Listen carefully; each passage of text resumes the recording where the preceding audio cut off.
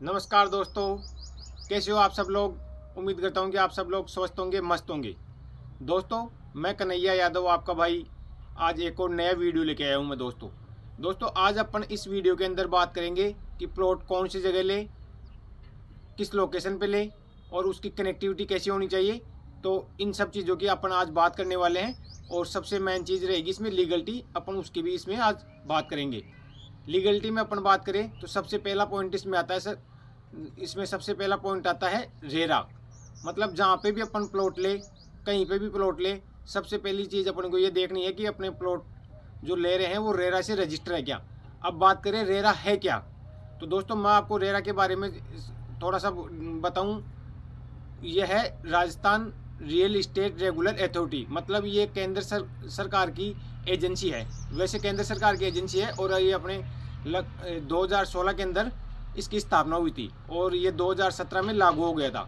उसके बाद में राजस्थान में भी जो भी प्रोजेक्ट आए हैं वो सब रेरा से अप्रूव होके ही आ रहे हैं। मतलब जो भी कॉलोनाइजर अगर रेरा से अप्रूव नहीं करा रहे तो समझो कि वो इनलीगल तरीके से उसको डेवलप कर रहा है वो, मतलब उसके अंदर आगे उसका कोई फ्यूचर नहीं है उस टाउनशिप का।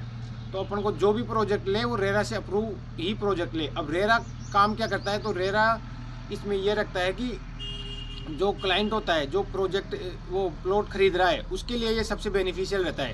क्योंकि बारे में तो रेरा क्या है कि ये Rajasthan real estate regular authority है। मतलब ये जो प्रोजेक्ट होता है उसकी पूरी निगरानी रेरा रखता है। उसके अंदर अगर क्लाइंट को कोई प्रॉब्लम आ रही है, जैसे कॉलोनाइजर ने किसी चीज़ का कमिटमेंट कर दिया और वो चीज़ें पूरी नहीं कर रहे हैं, तो ऐसी स्थिति के अंदर क्लाइंट कहाँ जाए, तो उस क्लाइंट के लिए ही ये रेरा की स्थापना की गई है। इसके अंदर क्या रहता है कि रेरा जो भी कॉलोनाइजर अपना प्रोजेक्ट डेवलप करता है उसके अंदर रेरा के अंदर ही उसके पैसे जाते हैं। मतलब जो अकाउंट कॉलोनाइजर का होता है वो रेरा के अंडर में रहता है वो।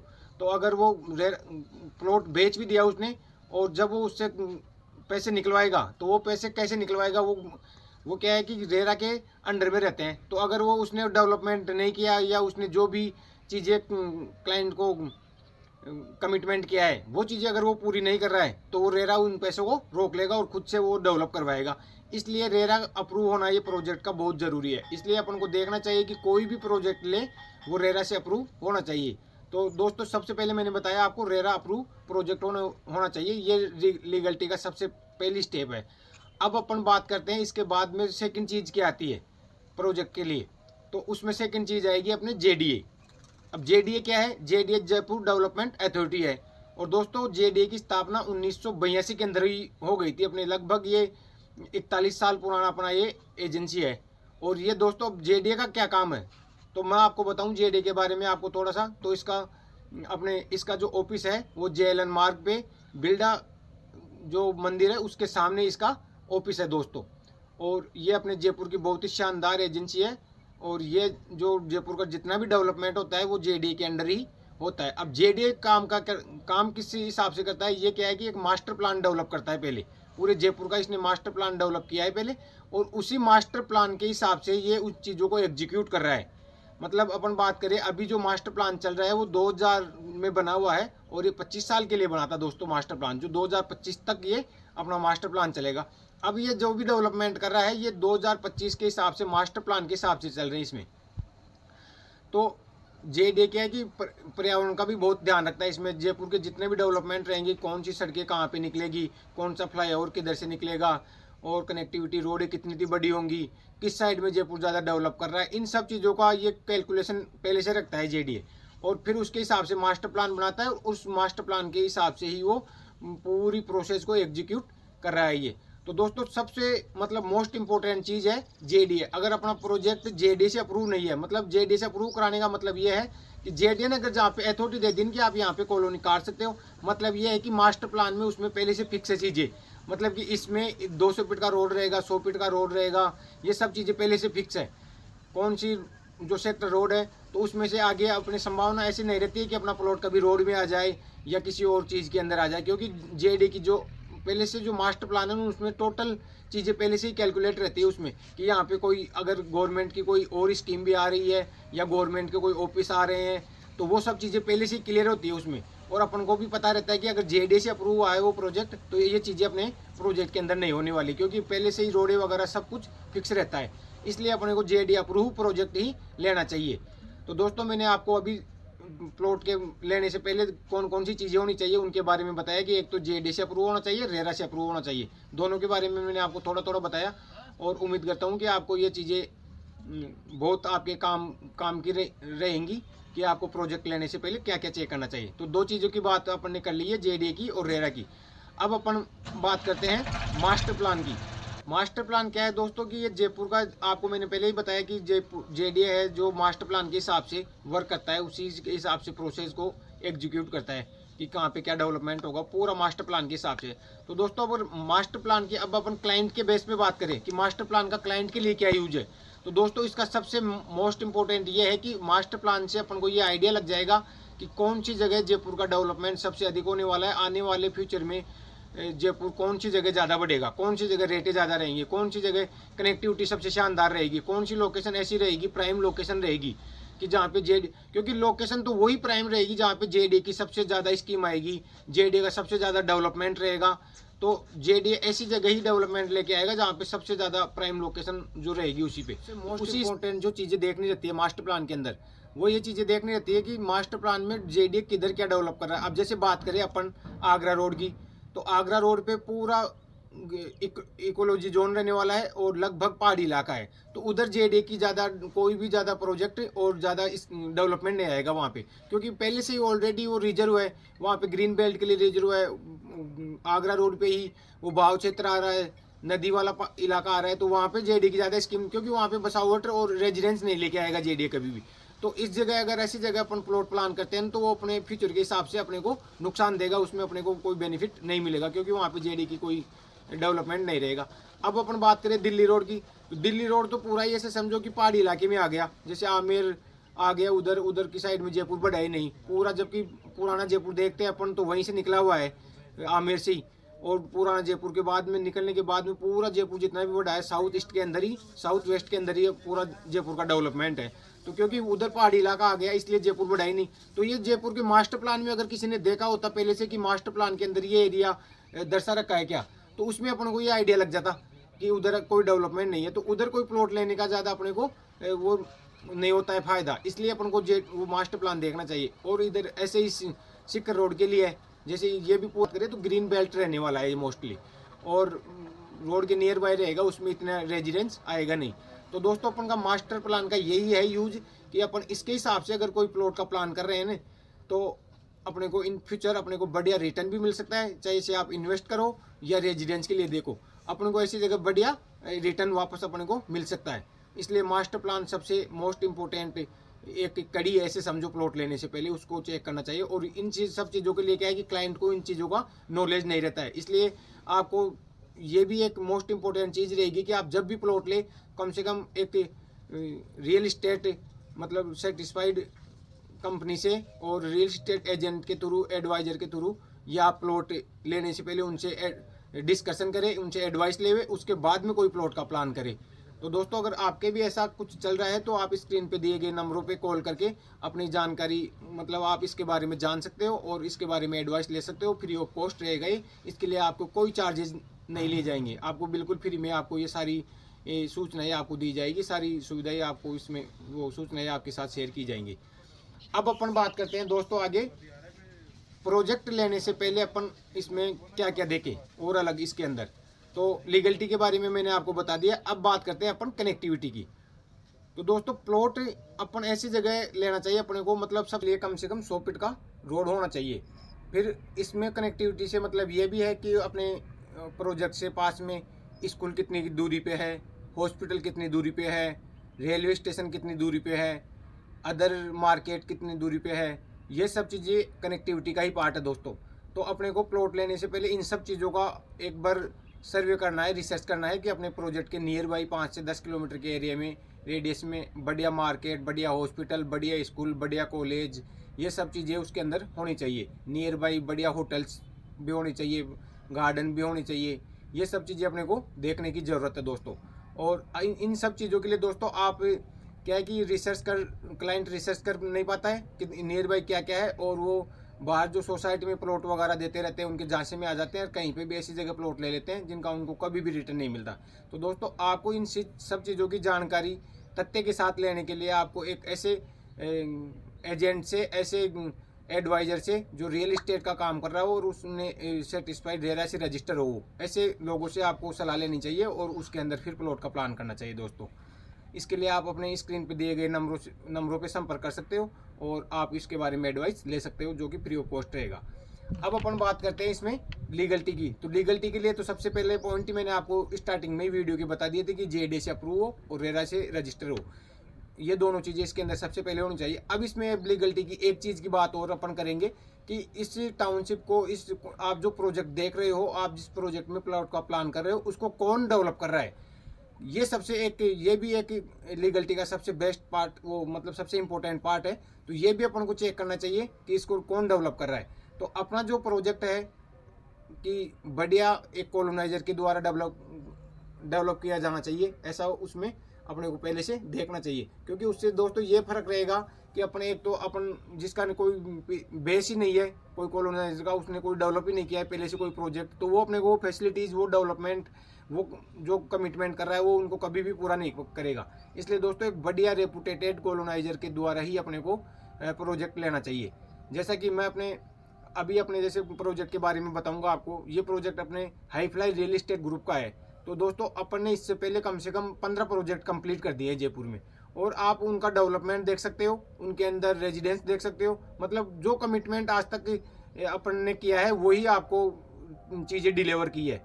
तो दोस्तों ये चीज़ें बहुत मायने रखती है कि आप उसके अंदर लीगलिटी के साथ साथ ये भी चेक करें कि उसको कॉलोनाइजर, उसका डेवलपर कौन है दोस्तों। अब अपन बात करते हैं आगे इसकी लोकेशन की। प्रोजेक्ट की लोकेशन भी ऐसी होनी चाहिए, ये कनेक्टिविटी का पार्ट है वैसे तो, पर फिर भी लोकेशन का अपन देखना चाहिए कि उसकी लोकेशन ऐसी प्राइम लोकेशन होनी चाहिए कि वही चीज़ें आएगी इसमें भी आपके, जैसे hospital, college, school, hotels, market, ये सब उसके पास में होनी चाहिए, और बढ़िया मार्केट, बढ़िया रोड की कनेक्टिविटी इसमें होनी चाहिए दोस्तों।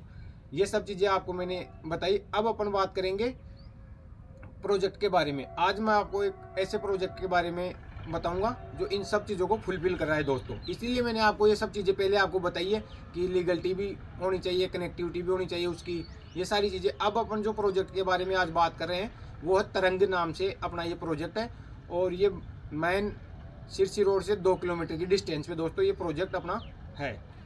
अब अपन इस प्रोजेक्ट के बारे में सबसे पहले बात करें तो इसके अंदर सबसे पहले ये रहेगा कि ये वन सिंगल एंट्री गेटेड ये अपनी टाउनशिप है। मतलब इसके अंदर एक ही एंट्री गेट रहेगा, उसी से एंट्री और एग्जिट होगा दोस्तों।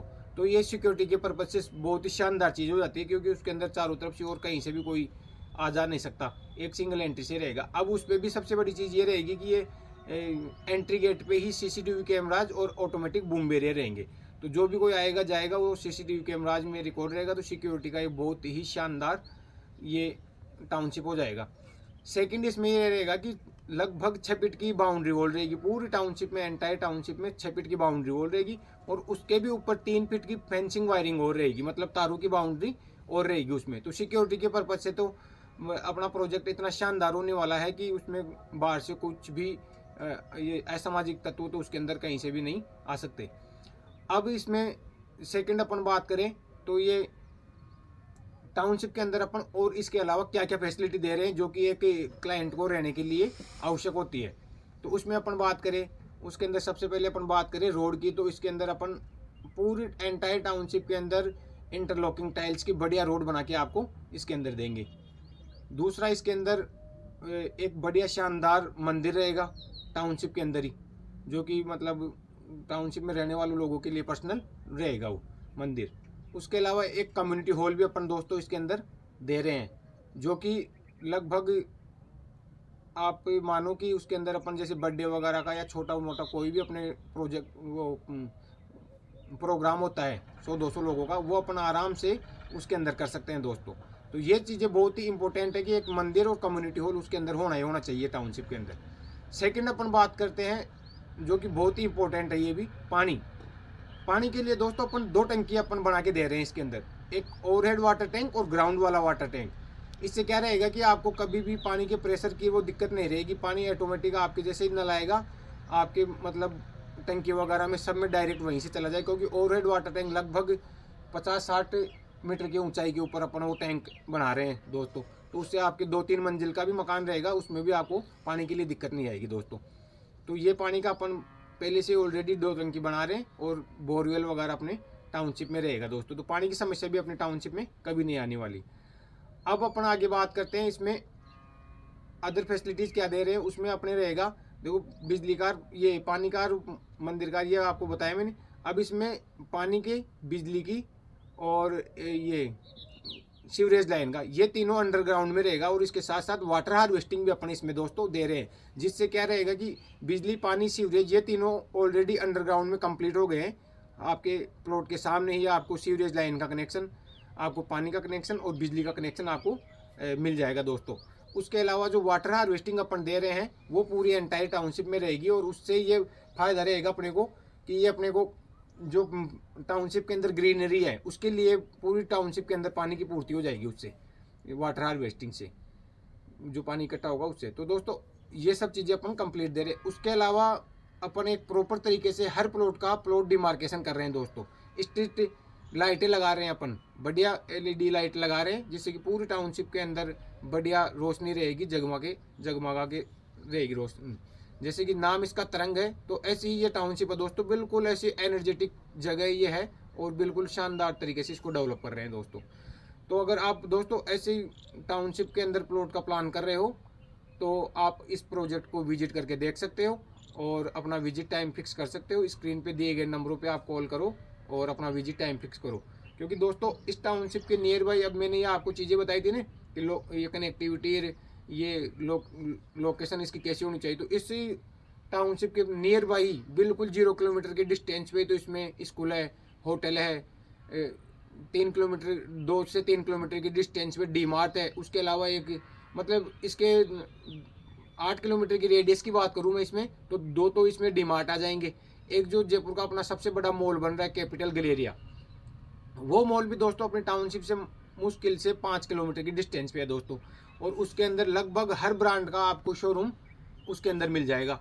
जैसे रिलायंस स्मार्ट उसमें मिल जाएगा, जूडियो का उसमें मिल जाएगा, ये रेमेंड्स के शोरूम उसमें मिल जाएंगे। हर कंपनी का बढ़िया जो ब्रांडेड रेड टेप जो भी है उन सब के आपको उसके अंदर मिल जाएंगे। तो कनेक्टिविटी में तो ऐसा है कि इसके near by hotel, school, college सब कुछ इसके नियर बाई है। और सिरसी रोड मात्र 2 किलोमीटर की डिस्टेंस पे है। और टाउनशिप के पास में ही बिल्कुल अपने टाउनशिप से लगता हुआ 100 फीट का सेक्टर रोड निकल रहा है दोस्तों, जो कि कॉमर्शियल रोड है पूरा और सीधा रिंग रोड को कनेक्ट कर रहा है। और ये जो 100 फीट का रोड है दोस्तों, ये अपने जो गोविंदपुरा के अंदर बायोडाइवर्सिटी पार्क बन रहा है दोस्तों, अपने जयपुर का सबसे बड़ा पार्क बन रहा है। वो लगभग 400 बीघा के अंदर वो पार्क है। और उस प्रोजेक्ट बायोडाइवर्सिटी पार्क से लगभग अपने प्रोजेक्ट की डिस्टेंस 4 किलोमीटर के लगभग है दोस्तों। तो नियर बाई बढ़िया शानदार पार्क भी है, बढ़िया मार्केट भी है, बढ़िया कनेक्टिविटी है। उसके अलावा अपन ने जो एंट्री गेट दिया है वो 60 फीट रोड के ऊपर दोस्तों एंट्री गेट दिया है। तो हर तरीके से ये आपकी रिक्वायरमेंट को फुलफिल करने वाला प्रोजेक्ट है दोस्तों।